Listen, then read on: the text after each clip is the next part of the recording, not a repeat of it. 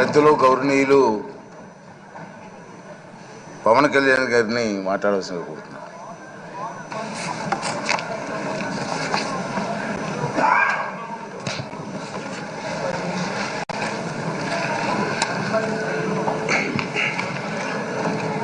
పదహారవ శాసనసభకి ఏకగ్రీవంగా ఎన్నికైన సభాపతి శ్రీ చింతకాయల అయ్యన్న పాత్రుడు గారికి హృదయపూర్వక నమస్కారాలు, మీకు శుభాకాంక్షలు. ఇది నేను మొదటిసారి అసెంబ్లీలోకి అడుగు పెట్టడం. ఇలాంటి సుదీర్ఘ రాజకీయ అనుభవం ఉన్న దాదాపు 7 సార్లు ఎమ్మెల్యేగాను, ఒకసారి పార్లమెంట్లో అడుగుపెట్టిన మీకు, Panchayati Raj, technical education, forest, R&B అనేక మంత్రిత్వ శాఖల్ని సమర్థవంతంగా నిర్వహించిన మీకు ఈ సభాధ్యక్షుడు, ఈ స్పీకర్ స్థానంలో కూర్చోవడం నాకు చాలా ఆనందంగా ఉంది. ఎన్ని దశాబ్దాలు ప్రజలు రాజకీయ జీవనంలో, ఎన్ని దశాబ్దాలు ప్రజలు మీ వాడి వేడి చూశారు. మీకు కోపం వస్తే ఋషికొండను చెక్కినట్టు ప్రత్యర్థులకి పదునైన ఉత్తరాంధ్ర యాసలో గుండు కొట్టేస్తారు. ఒకటే బాధేస్తాం సార్, ఇకపైన మీకు తిట్టే అవకాశం లేకపోవడం. కానీ ఇక మీద సభలో ఎవరు తిడుతున్నా దాన్ని ఆఫ్ చేసే బాధ్యత మీ చేతిలోనే ఉంది. మీరే మైక్ ఆఫ్ చేయాలి. అంటే మా చిన్నప్పుడు నేను చూసేవాడు, ఒకసారి అల్లరి చేసే అబ్బాయిని క్లాస్ లీడర్ చేసేవాడు చిన్నప్పుడు మా స్కూల్లో. కానీ ఇన్నాళ్ళు ప్రజలు మీ వాడి వేడి పలుకులు, మీ ఘాటైన వాగ్దాటి చూశారు. ఈ రోజు నుంచి రాష్ట్ర ప్రజలు మీ హుందాతనం చూస్తారు. డిబేట్స్ వెనకాల దాక్కుని సంస్కారహీనమైన భాషల్ని, భావాల్ని రకరకాల మాధ్యాల్లో విరజిమ్ముతూ ఉంటారు. దాని నియంత్రణ మీ ఆధ్వర్యంలో ఇక్కడి నుంచే మొదలవ్వాలి. ఇందాక సభానాయకులు, గౌరవ ముఖ్యమంత్రి శ్రీ చంద్రబాబు నాయుడు గారు చెప్తారు, ఆడబిడ్డలు ఏ విధంగా నలిగిపోయారు ఈ రాష్ట్రంలో గత 5 సంవత్సరాల్లో. చిన్న లేదు, పెద్ద లేదు, ఎవరని లేదు. ఎవరన్నా సరే ఒక మాట మాట్లాడితే వాళ్ళు వ్యక్తిగతంగా దూషణ, సోషల్ మీడియాలో వాళ్ళని క్యారెక్టర్ అసాసినేట్ చేయటం, వాళ్ళు పెద్ద నాయకులు కావచ్చు, కార్యకర్తలు కావచ్చు, లేదా వాళ్ళకి ఎదురు తిరిగి ఒక ఒపీనియన్ చెప్పి ఎవరైనా సగటు మనిషి కూడా కావచ్చు, అది ఇక్కడితో ఈ రోజు నుంచి ఆగిపోవాలి అధ్యక్ష. అది మీ ఆధ్వర్యంలోనే మొదలవ్వాలి. గత ప్రభుత్వం తాలూకు సభ జరిగిన విధానం చూస్తే ఈ వ్యక్తిగత దూషణ ఇవన్నీ చాలా ఇబ్బంది పెట్టే ప్రజలు. ఈ రోజున వాళ్ళకి 11 సీట్లకు పరిమితం అయ్యారు, ఈరోజు లేరు, ధైర్యం లేదు వాళ్ళకి. విజయాన్ని తీసుకోగలిగారు కానీ ఓటమి కూడా ధైర్యంగా కూర్చుకునే వాళ్ళకి స్థాయి లేదు, వాళ్ళకి పారిపోయారు ఇక్కడి నుంచి. భావంలో ఉండే తీవ్రత భాషలో ఉండాల్సిన అవసరం లేదు. భాష మనుషుల్ని కలపడానికి కానీ విడగొట్టడానికి కాదు. భాష విద్వేషం రేపడానికి కాదు, పరిష్కరించడానికి.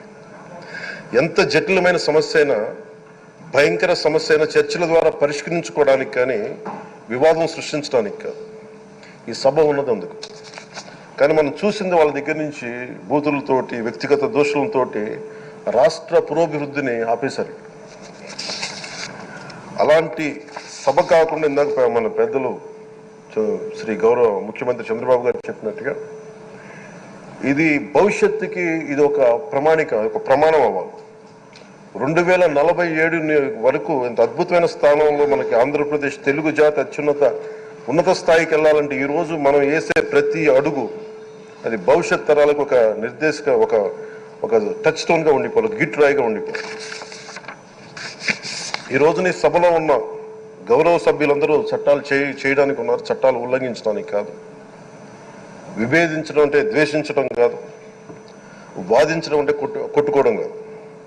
ఇవన్నీ విభేదించడం, వాదించడం ఇవన్నీ ప్రజాస్వామ్యానికి చాలా మౌలికమైన పునాదులు. ఆంధ్రప్రదేశ్ ఆవిర్భావం జరిగి అసలు భాషా ప్రయుక్త రాష్ట్రాల ఆవిర్భావమే మన ఆంధ్ర రాజ్యంతో మొదలైంది. అమరజీవి పొట్టి శ్రీరాములు గారి బలిదానం మీద మన రాష్ట్రం పుట్టింది. 56 రోజులు తిండి తిప్పలు తినకుండా నరకం అనుభవిస్తూ ఆయన బలైపోయారు. ఆయన మరణానికి చేరువవుతూ ఆమరణ నిరాహార దీక్ష చేసిన ప్రతిరోజు మనకి దాదాపు ఈ సుదీర్ఘమైన 6 దశాబ్దాల కాలం, 1.5 సంవత్సర కాలం, అంటే ఆయన ప్రతిరోజు చావుకు చేరువవుతూ భోజనం లేకుండా ఆయన గడిపిన ప్రతిరోజు మనకి 1.5 సంవత్సర కాలం. అలాంటి నేపథ్యంలో అలాంటి మహోన్నతుడు శ్రీ పొట్టి శ్రీరాములు గారి త్యాగాన్ని కనుక మనం ఈ సభలో ప్రజా సంక్షేమం కోసం మాత్రమే చర్చలు జరగాలి, వాదోపవాదాలు హద్దులు దాటకుండా ఉండాలి, వ్యక్తిగత దూషణకి తావివ్వకుండా ఉండాలి. అలా కాకుండా గత ప్రభుత్వం లాగే ఈ సభని తిట్లకి, బూతులకి, కొట్లాటికి వాడితే ప్రతి నిమిషం పొట్టి శ్రీరాములు గారి బలిదానాన్ని అవమానం చేసినట్టే. ఒక గొప్పవాడు, ఒక మహానుభావుడు బతికినప్పుడు మాత్రమే కాదు, చనిపోయిన తర్వాత కూడా కొన్ని తరాలు ఉపయోగపడతారని నిరూపిస్తారు.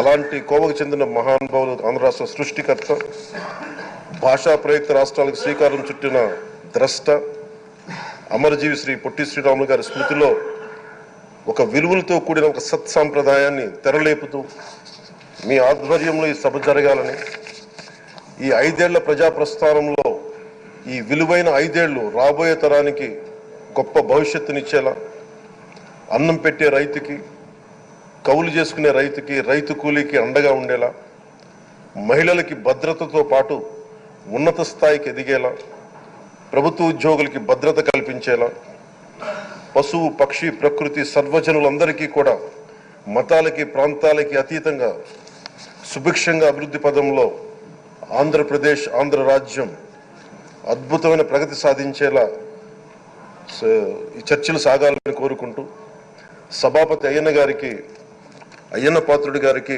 మీ ఆధ్వర్యంలో ఈ సభ ఒక సరికొత్త సాంప్రదాయానికి, సత్సాంప్రదాయానికి ఇది తెరతీయాలని కోరుకుంటూ మీకు మరోమారు శుభాభినందనలు తెలియజేసుకుంటాను.